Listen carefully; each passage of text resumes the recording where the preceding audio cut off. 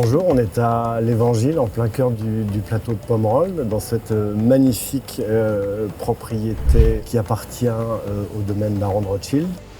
Ce n'est pas la seule, il y a aussi son grand aîné Laffitte, que tout le monde connaît, et également un petit rebelle qui s'appelle Duharmillon, que nous apprécions tous. Est-ce que vous pourriez nous présenter ces deux lieux et nous en parler un peu plus précisément ? Je peux commencer par l'Évangile avec plaisir. Du coup, on est vraiment au cœur du plateau, donc on voit le clocher de Pomerol pas très loin. On est avec notre voisin aussi, Pétrus et la Conciliante et Cheval juste de l'autre côté. Actuellement, on a 22 hectares. La propriété avait été rachetée dans les années 90 par la famille Rothschild. Donc actuellement, c'est Saskia qui dirige les propriétés.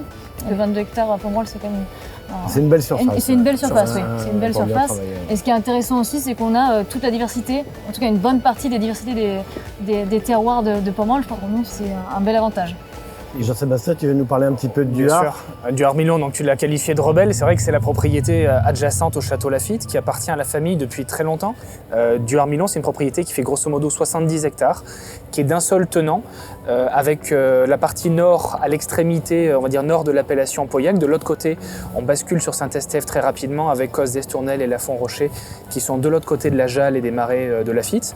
Et puis sur la partie sud, on redescend davantage sur Pauillac, pas très loin de Lingebage et de Mouton Rothschild, dans lesquels on est plutôt sur un plateau de graves, des graves comme on peut retrouver à Laffitte. Duhar, c'est un terroir qui est un peu plus extrême, un peu plus aride, avec la partie graveleuse qui peut justement dans des périodes de sécheresse importante être plus difficile à travailler. C'est pour ça qu'on te qualifie un peu de rebelle. C'est un terroir qui est plus dur, qui est plus dans la résilience, mais sur lesquels les équipes font un travail remarquable. Finalement, d'avoir plusieurs propriétés dans le groupe, ça vous oblige à travailler complètement différemment et d'essayer de trouver une identité propre pour chaque propriété. On sait que l'Évangile, c'est communément appelé la maison de Saskia. Elle y vit quand elle vient à Bordeaux. Voilà, on est dans le berceau de la biodynamie. Je crois qu'il y a une certification biologique à partir de Ça y est. 2021. Ça y est. Donc, comment vous travaillez toutes ces propriétés de manière indépendante comment vous faites ?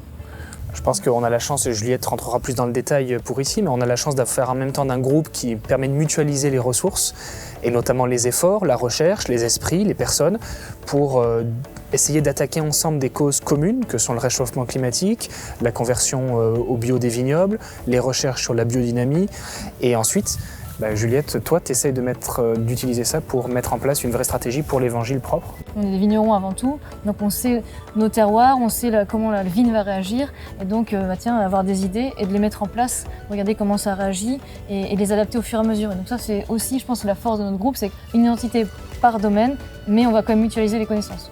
Nous, commercialement, on sent que depuis quelques années, il y a une recherche d'identité forte sur chaque domaine. Et je pense que c'est quelque chose que l'on retrouve en tout cas à la dégustation, ça c'est sûr. Et c'est vrai qu'on ressent aussi cet effet-là dans les seconds vins.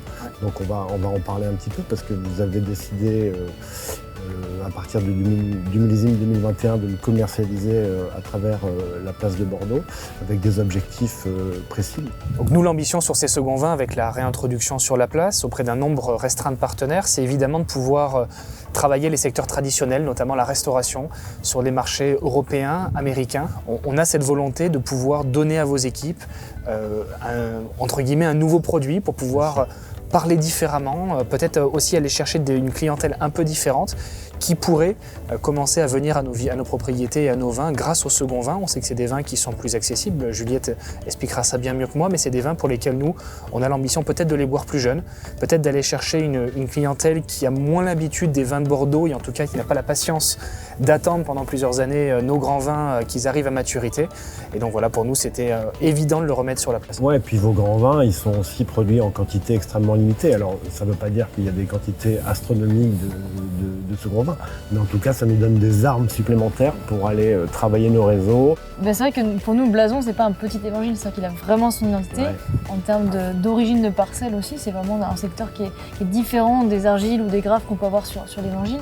Et on le travaille aussi après en vinification différemment. On adapte de plus en plus les contenants aussi. On va avoir recours à des amphores pour garder la fraîcheur. Comme tu disais, le blason, pour nous, c'est frais, mais en même temps, il y a une gourmandise, il y a comme une densité pour un second vin qui est souvent assez incroyable. Et ça, c'est notre touche aussi peut-être de la maison, c'est que il faut apporter cette longueur, une tension, et donc qui amène aussi une certaine élégance, et l'élevage aussi est primordial. C'est-à-dire que le bon choix de barriques, le bon choix des... Voilà, on va aussi commencer à travailler avec des foudres pour le blason, qu'on ne faisait pas forcément ici dans la maison. On est les premiers d'ailleurs sur les propriétés bordelaises à essayer ce type de contenant, parce que le blason, il faut construire aussi à côté son...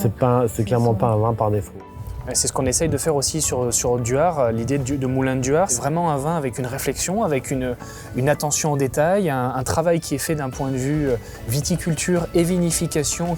Aussi un travail sur peut-être des boisés moins marqués, sur une accessibilité plus importante, sur une recherche peut-être d'un fruit un peu plus éclatant ou qui va se révéler davantage. On a en plus de ça à Duhart-Milon notre nouveau cuvier qui est... un outil exceptionnel pour nous permettre d'être vraiment précis et d'avoir ces réglages, cette attention au détail sur Moulin qui permet au vin de s'élever et d'être en 2021 prêt à pouvoir l'introduire sur la place de Bordeaux avec de la confiance et de l'ambition. Je pense qu'aujourd'hui, second vin, premier vin, il n'y a plus beaucoup de frontières, c'est juste une question de style, mais en tout cas la signature maison elle y est, et nous on est très très heureux en tout cas de pouvoir commercialiser ces vins depuis le millésime 2021 et on a beaucoup de chance.